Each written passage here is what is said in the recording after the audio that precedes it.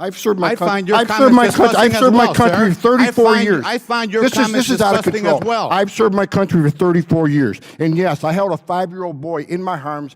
In back of that tractor trailer, I knelt down beside him and said a prayer for him because I knew what his last 30 minutes. These egregious and cruel conditions and policies are not accidental. Mr. Homan, during your time as acting ICE director, deterrence was the order of the day for you. The memo bears that out, exactly what you planned for. The Trump administration claimed they had no choice but to rip children from their parents because they were criminally prosecuting the parents pursuant to zero-tolerance policy. Again, and policies that the administration created and that you, Mr. Homan, accepted, enforced, and championed, as we've seen. Let me remind everyone that the Trump administration tried to ban asylum seeking and started the process. What really happened during one of the most explosive congressional hearings on immigration in recent U.S. history? Picture this: a former ICE director, Tom Homan, sitting under harsh lights, grilled by lawmakers over family separation, tough border policies, and allegations of racial bias. But Homan's not backing down. This isn't just political theater, it's a battle of values, power, and humanity. Today I'm breaking down 10 moments that defined the hearing and why they still matter. First, it got heated fast. The Democratic representative didn't pull any punches, accusing ICE, and by extension Homan, of deliberately enforcing cruel policies. Family separation wasn't a tragic accident, the rep argued. It was the process of metering, which then prevents people from coming through legal ports of entry.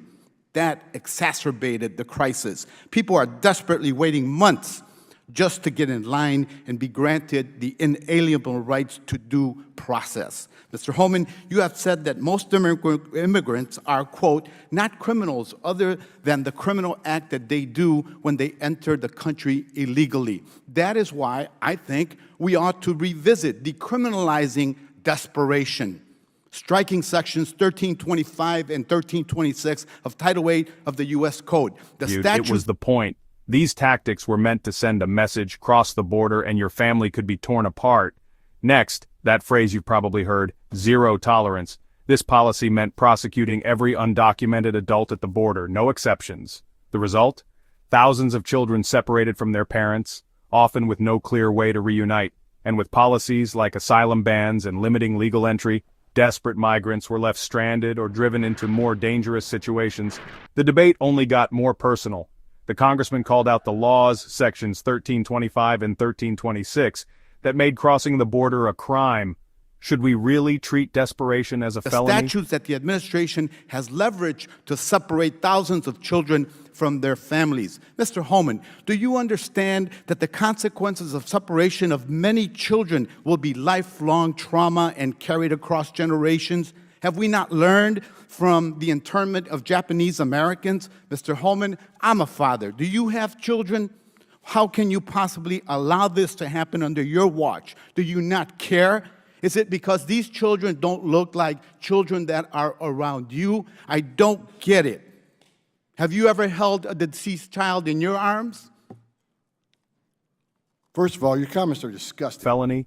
Then came the emotional gut punch. The lawmaker looked Homan in the eye and asked, "Do you have children? Have you ever held a dead child in your arms?" Suddenly, this wasn't just about policy, it was about pain.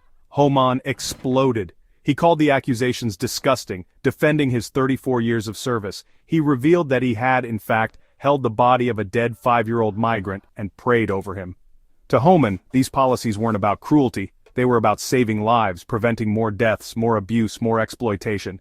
And he fired back at Congress, "I enforce the laws, you write them."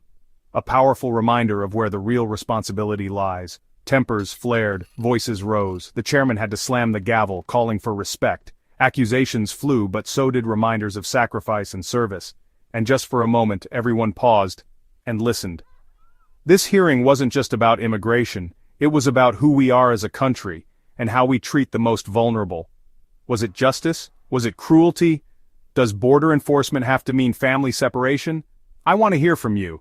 Was this policy about protection or punishment? Drop your thoughts in the comments. If you want more deep dives that cut through the noise and hold power accountable, hit subscribe and turn on notifications. Thanks for watching, stay informed, and I'll see you next time.